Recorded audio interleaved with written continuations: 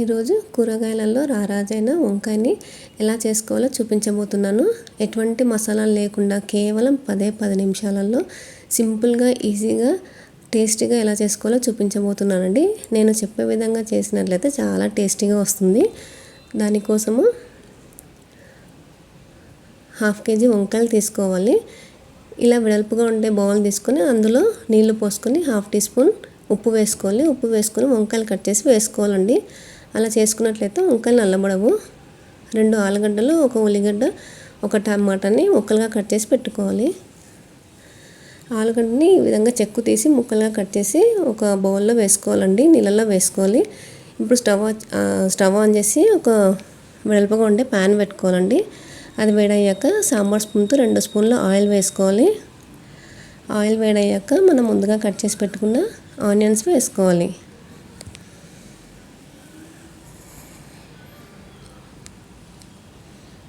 తర్వాత 1/2 tea spoon అల్లం వెల్లుల్లి పేస్ట్, 1/2 టీ స్పూన్ పసుపు వేసుకోవాలి. ఇప్పుడు 2 నిమిషాలు దూరగా వేగనివ్వాలండి. దూరగా అయ్యే వరకు కలుపుకోవాలి. తర్వాత మనం ముందుగా కట్ చేసి పెట్టుకున్న ఆలుగడ్డలు మొత్తం వేసుకోవాలి. వంకాయలు వేయకముందే ఆలుగడ్డల్ని ఈ విధంగా 2 నిమిషాలు ఆయిల్లో ఉడకనివ్వాలండి. ఆ తర్వాత మనం కట్ చేసి పెట్టుకున్న వంకాయ ముక్కలన్నిటినీ మొత్తం వేసుకోవాలి.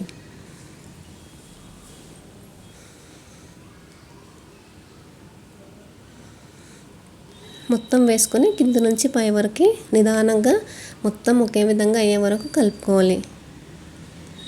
వంకాయలు తొందరగా మగ్గడానికి రుచికి సరిపడా ఉప్పు వేసుకొని కలుపుకోవాలి.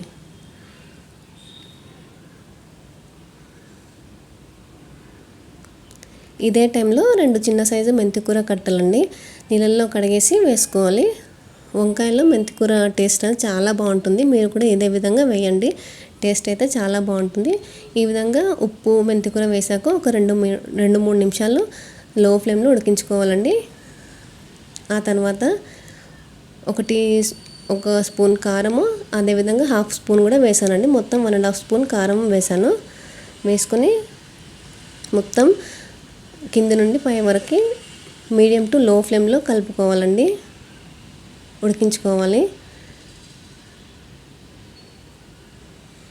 చూడండి 3 నిమిషాల తర్వాత వంకాయ అనేది ఉడికిపోతుంది. వంకాయ ఆలుగడ్డ అనేది దాదాపు ఉడికిపోతుంది. ఈ టైంలో మనం ముందుగా కట్ చేసి పెట్టుకున్న టమాటా ముక్కల్ని వేసుకోవాలి.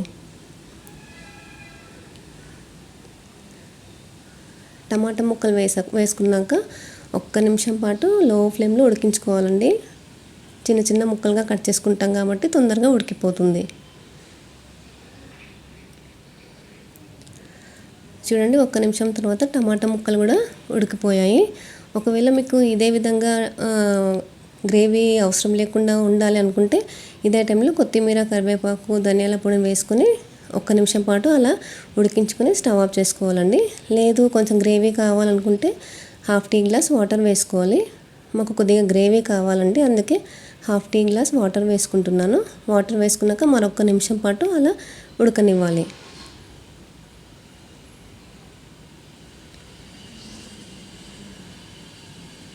మొత్తం కలిపేసుకొని ఉడకనివ్వాలండి.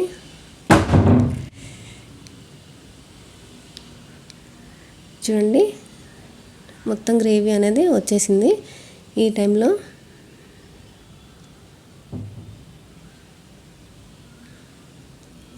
హాఫ్ టీ స్పూన్ ధనియాల పొడి, అలాగే కొత్తిమీర, కరివేపాకు వేసుకొని ఒక్కసారి మొత్తం కలిపేసుకొని స్టవ్ ఆఫ్ చేసుకొని సర్వ్ చేసుకోవాలండి. టేస్ట్ అనేది చాలా బాగుంటుంది. మీరు కూడా ఒకసారి ఇదే విధంగా నేను చెప్పే విధంగా ట్రై చేయండి. కేవలం 10 నిమిషాల్లో టేస్టీగా ఉండే వంకాయ అనేది రెడీ అయిపోతుంది.